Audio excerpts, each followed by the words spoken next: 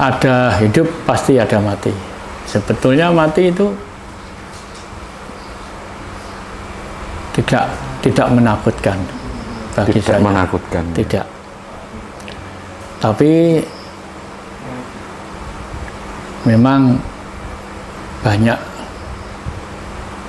orang-orang yang mengatakan ginilah, itulah, bagaimanapun yang mengatakan itu ya sama dengan kita. Cuma saya yakin yang penting kita belajar dari awal. Mengerti ya, kita datang di dunia membawa apa? Enggak bawa apa-apa dan tidak punya tujuan apa-apa. Kita didatangkan, diciptakan di dunia ini secara utuh, secara bersih, ya tidak membawa apa-apa. Rahayu, Mbah Harjo. Rahayu. Oke. Selamat malam. Terima kasih kami aturkan kali ini bisa puji syukur juga bisa bertemu dengan Mbah Harjo, punya kesempatan untuk ngobrol-ngobrol, bincang-bincang. Terkait pada kesempatan kali ini, mungkin saya ingin membahas untuk sesi yang pertama ini agak ngeri mungkin tentang kematian ini, Mbak. Terus kematian itu kan banyak dari manusia itu menganggap suatu hal yang menakutkan. Iya. Banyak yang istilahnya yang ketakutan bagaimana nanti akan menjelang kematian, nanti bagaimana setelah kematian. Jadi mungkin pertanyaan pertama itu, sebagai seorang manusia yang bermoral dan mungkin yang berspiritual, kira-kira apa langkah yang dibutuhkan untuk menghadapi proses menuju kematian? Mungkin itu dulu, Mbak Harjo. Monggo, silakan. Ya. Makasih. Ya, untuk menjawab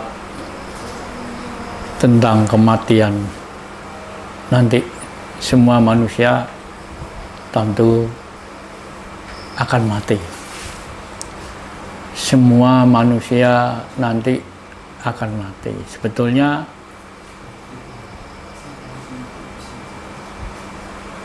di dunia ini kita harus mengerti dan tahu.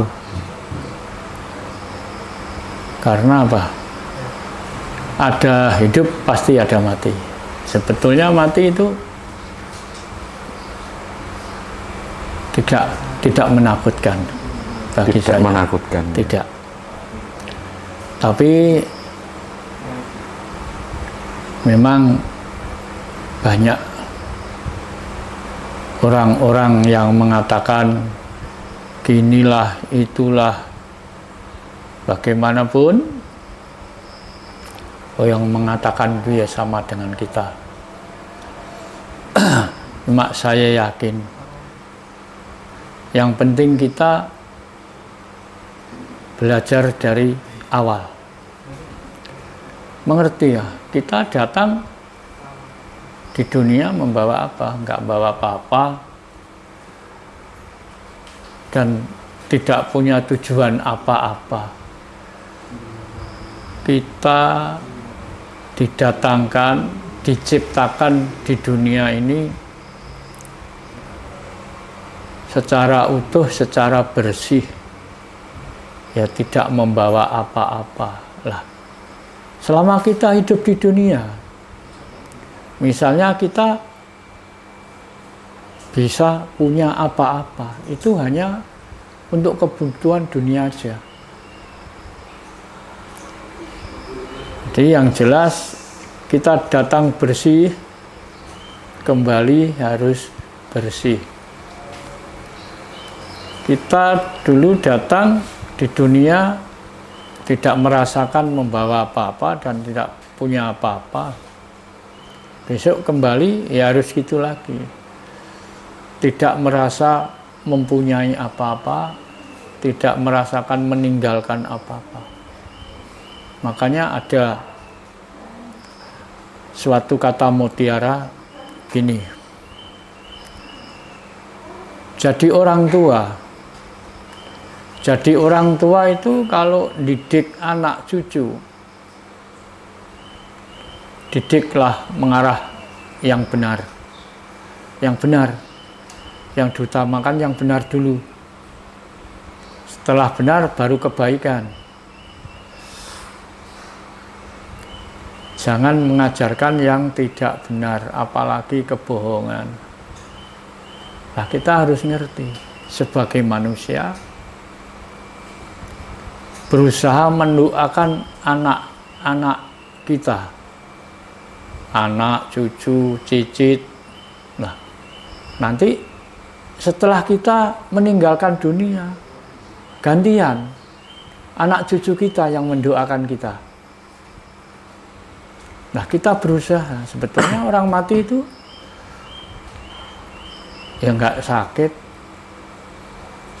ya nggak mengerikan, tidak.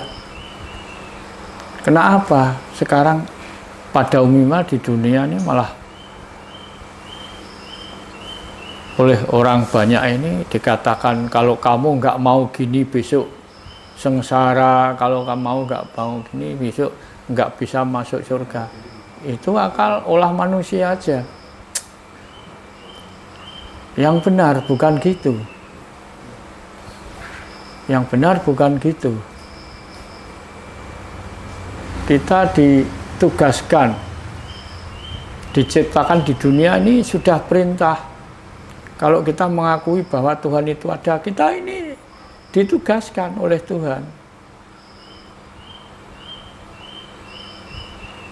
Nah, mungkin bangsa lain di negara lain ada orang yang tidak mengatakan, tidak mengaku bahwa Tuhan itu tidak ada, ya silahkanlah.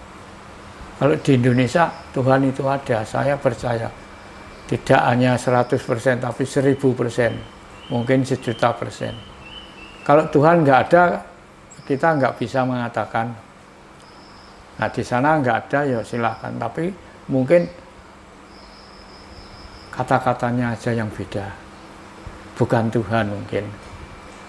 Contohnya kalau di Amerika pakai bahasa Inggris ya mengatakan Tuhan itu God. Padahal di Indonesia God itu bukan Tuhan. Nah, kembali lagi tentang kematian. Siapa orangnya? Di mana saja, kapan saja. Di ajaran kami sudah sering saya katakan, ada 5 rambu-rambu ini sangat penting. Rambu-rambunya dulu. Jadi biar tahu, oh ini tidak boleh, ini tidak boleh. Memang ajaran, didikan. Yang pertama, jangan dengki. Jadi kalau kita tidak dengki, tidak menjadi orang dengki, yang artinya dengki itu senang mengganggu ketentraman orang lain lah. Padahal kita kalau diganggu orang lain ya nggak mau. Nah, makanya kita jangan mengganggu ketentraman orang lain. Kalau dicubit sakit ya jangan nyubit orang lain lah, itu contoh kecilnya aja. Kalau sudah kita nggak ganggu orang, besok kembali ya kan nggak ninggalkan benak apa-apa. 2, jangan serakah.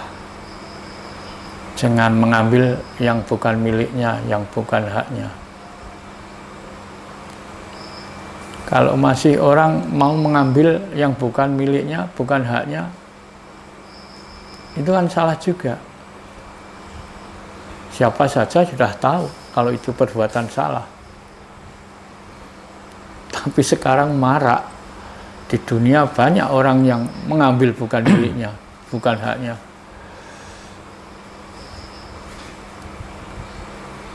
Untuk apa?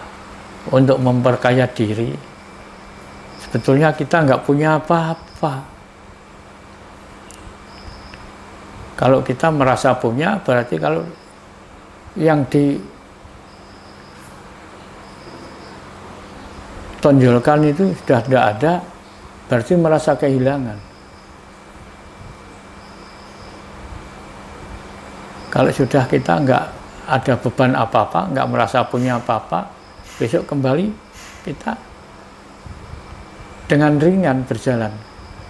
Berarti hakikatnya memang kita itu tidak mempunyai apa-apa. Tidak mempunyai apa-apa.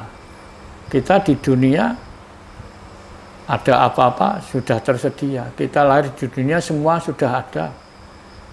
Tinggal makai. Iya. Nah, sudah makai, misalnya sudah kenyang, sudah makan kenyang, ya sudah. Hak kita hanya hak pakai.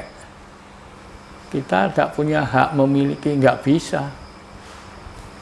Makanya besok semua orang mengalami kematian. Lah setelah kita yang dikatakan mati itu meninggalkan dunia ini, berjalanlah proses jalan yang selanjutnya. Kalau dimanapun, kapanpun, kita nggak punya masalah, nggak punya beban. Kita berjalan enjoy, nggak ada yang dikhawatirkan, nggak ada apa. Karena di dunia ini, hanya di dunia. Makanya saya sering mengatakan, ojo ngeboti kahanan dunia nemen-nemen. Jangan gandrung urusan dunia yang berlebihan. Dunia ini karena hanya untuk di dunia. Yang suatu saat kita nanti akan harus meninggalkan. Harus meninggalkan. Ya. Kita ada pertemuan, pasti ada perpisahan. Betul, betul. Tapi begini Bapak, kalau misalnya seseorang itu seperti punya jabatan tertentu, kedudukan tertentu, itu kan juga tidak mudah untuk menghilangkan. Aku ini merasa jadi orang penting, orang yang dibutuhkan banyak orang. Iya. Itu kan ternyata pada hakikatnya menghambat juga dalam mempersiapkan menuju proses kematian tersebut, Bapak. Nah, caranya untuk menghilangkan keakuan, meskipun itu dalam tanda kutip bukan bersifat hal-hal yang nyata seperti aku merasa penting, aku merasa dibutuhkan, aku ini orang yang wah, orang hebat. Ini gimana, Bapak? Iya, terima kasih. Lah, ini tadi orang yang merasa keakuannya melebihi batas boleh mengambil sikap mengakui keakuannya. Misalnya, loh, aku ini dibutuhkan. Nah, supaya kita tidak sembrono. Kalau dibutuhkan ya kita harus yang disiplin. Jadi kita yang dibutuhkan, bukan kita yang membutuhkan. Yang dibutuhkan belum tentu materi. Misalnya nasihat, kata-kata yang sifatnya untuk menasehati anak itu.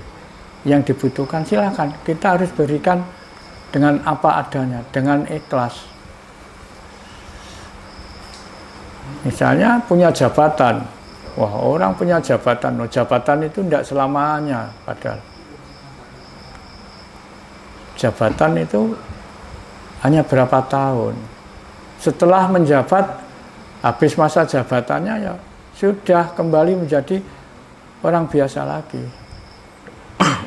Nah, walaupun merasa aku dibutuhkan ya harus siap melayani. Hidup ini kan betulnya ya juga untuk melayani. Kalau bisa jangan sampai kita ini dilayani. Kalau bisa kita harus melayani. Ini. sebagai pelayan nih Bopo ya. Ya. Oke. Termasuk tadi yang sempat disinggung itu tentang masalah keluarga mungkin. Kan ini mencintai anak istri itu kalau secara berlebihan itu kan juga nanti jatuhnya kan ke melekatan juga. Ya. Akhirnya keterikatan kita kepada anak istri nanti akan menghambat proses kita dalam alam kematian. Ya. Pertanyaannya begini, bagaimana cara yang bijaksana agar cinta kita kepada anak dan istri itu bisa sewajarnya, bahkan tidak sampai menghambat proses kita nanti dalam perjalanan kematian. Ya, benar. Makasih. Ini, kalau saya